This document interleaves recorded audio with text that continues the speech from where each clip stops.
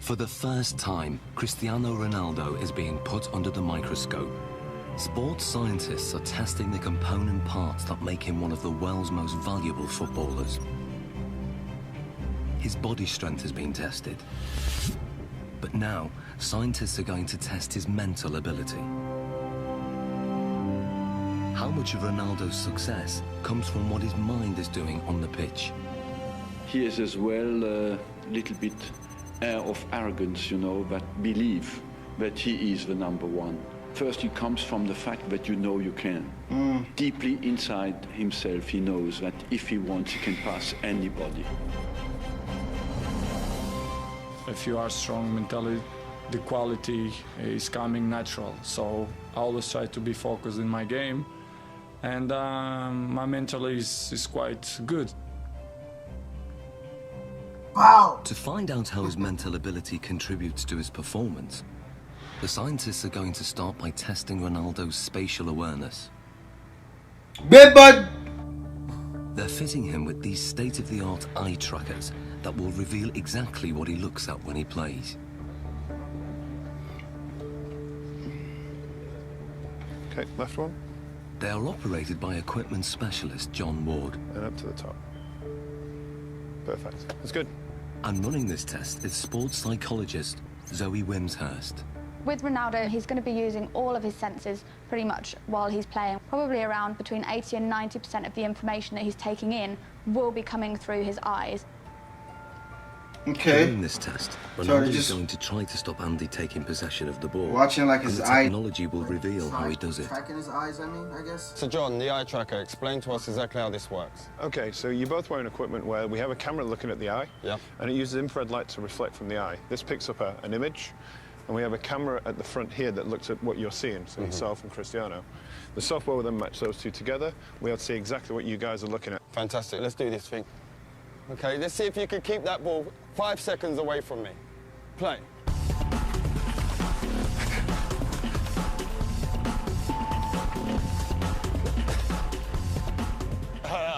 That's good 5 seconds, that's a good 5 seconds. That is quality. Okay. This is like a bromance. Ronaldo's feet are fast and effective, but what part does his mind play in this ability?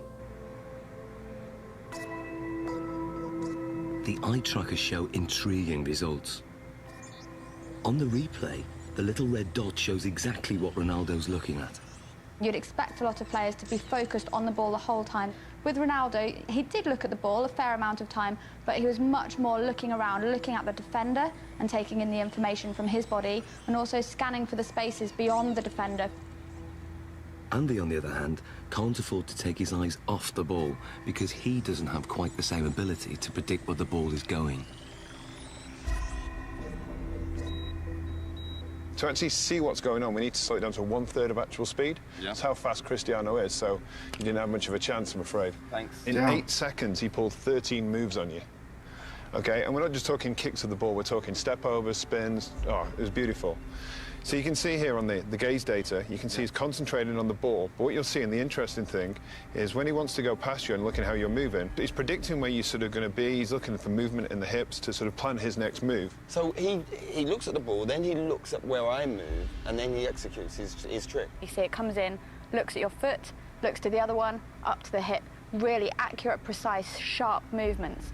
And then when we look to watching you, you're mostly trying to follow the ball, which means you're only ever going to be able to react to where the ball is moving rather than anticipate in advance anything that he's going to do. So you're always going to be that one step behind. And also your eye movement you can see is much more all over the place. Well, this looks more like a pinball where my eye's going. He's locked in. You're constantly chasing him, basically. And I bet if you asked him, you probably wouldn't know what it was that he was looking at. It's all in his subconscious. He knows where he's picking up the information that's going to best help him. And without even thinking about it, he's looking for those angles of your hips, your knee and your foot. And obviously it's working pretty well for him. So that's just second nature to him? Yeah. Ronaldo's subconscious ability has come from thousands of hours of practice, which have filled his mind with so many permutations of the game to tap into, that when it comes to match play, he has an uncanny ability to perform without having to think or even look at the ball.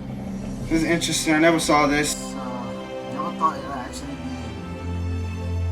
He he is effectively a scholar of football. It's the same way as studying any other subject, learning a new language, anything like that. You build up experience, you learn the basic rules of grammar in the different words that are available to you. So in football terms, that's going to be the skills, then putting them into a match situation. And so as you become more fluent in the language, you don't need to think about it as much. So Ronaldo's vast experience gives him the ability to intuitively read the game What happened under with the normal goalie? conditions. But what if the conditions are very far from normal? Can Ronaldo still hit the back of the net if all the lights are turned off and he's in complete darkness? Okay, what we're going to do, we're going to have Andy feeding the balls in as if it's a cross, and then sometime in the ball flight, the lights are going to go black, so you won't be able to see anything at all. We're expecting you to be able to put the ball in the goal. That's what we're hoping will happen. We're hoping that you'll have picked up some advanced cues from Andy's body position, the shapes, the positioning of his feet and his hips, and therefore will be able to tell exactly where the ball's going to go and get yourself in the right position, even though you can't see it. Okay. Taking Ronaldo on in this seemingly impossible test is an amateur footballer called Ronald. Come and join me, Ronald. Ronaldo. So we've got Ronald in here, same age as you, roughly the same height. We're going to use Ronald as a comparison and see how he reacts doing this same test. Ronald is going first. Dark! Light! Light! So what does the night vision reveal? He can't see anything. Ronald misses the ball by quite a way. Perhaps not that surprising. But can Ronaldo do any better? I hope to do once. How is this supposed to hit the ball in the dark, bro? I can't see it. Dark! Light! Aye, that's one straight in the bag. The night vision replay shows how differently Ronaldo performs.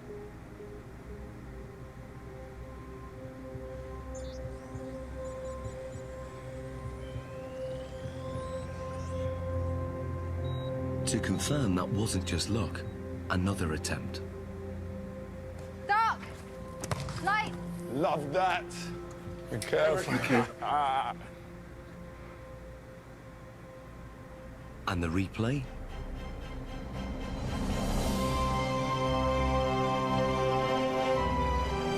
Okay. I mean, you can kind of anticipate where the ball would be. How hard is that? It's difficult because it's changed a lot. Yeah. Because you are focusing the ball, and after no light, you have to try to memorize the ball.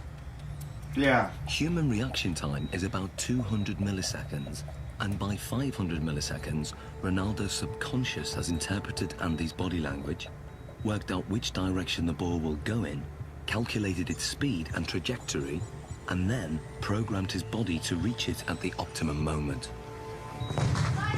Love that.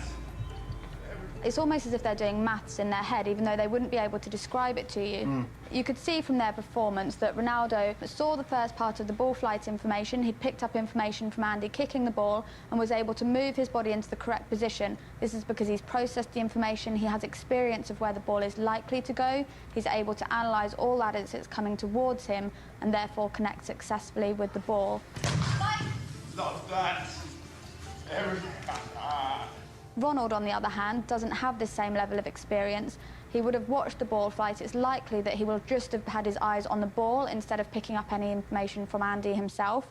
And then when the lights go down and it's black, he's kind of stranded in no man's land a little bit and just has to do his best to react, but is naturally going to struggle with That was a header, though. I mean, I guess.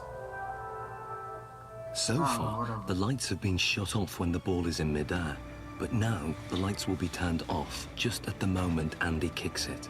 Can Ronaldo score with only Andy's body language to go on? Here you go, we'll get one. We good? Yeah, good. Okay, Ronaldo. Dark! Light! Light. Aye. Ronaldo, quality. What was that, a shoulder? What? Great finish. How did he Great score finish. that? I didn't even see where the ball was. Night vision.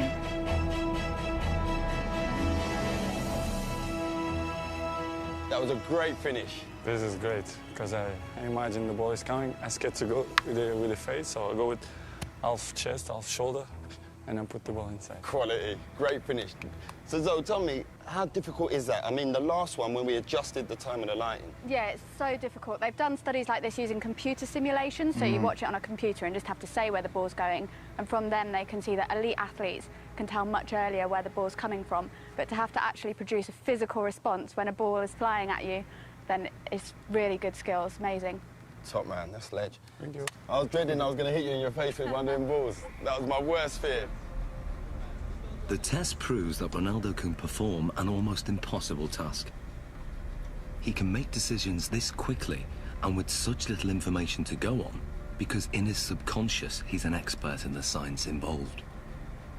Ronaldo can tap into that knowledge, tap into his memory banks, and he can then use that to help him. So what you're saying, despite the location, because it's the first time being here, he's still recalling the pictures, what he's done previous before, and on other locations, maybe in matches and in training, and he's recalling all those messages, and then his brain saying, this is the execution. Exactly, and that's kind of the whole point of people training. Even though they can't train in a match environment, they can still take their experiences from the training ground, put it into practice in the match, take things from one match and utilise it in another, and even utilise things in a really strange situation like we've got here. In terms of the match, this means that instead of having to track the ball completely onto his foot, he could be scanning to see where the goalkeeper is, if there's any movement there, so he can then place his shot past where the goalkeeper might be. Well, it's base of my success is to improve myself all the time. So this is why I'm one of the best players in the world. Next, Ronaldo's technique is tested as scientists dissect his most formidable weapon, the one that goalkeepers fear most, his free kick. Let's see how this is going to play out. Okay, so that was the end of part 2. Now we're going to go to part 3. Stick around for the next video. Hope you guys enjoyed this video. Make sure you like it and share it and subscribe to my channel if you haven't.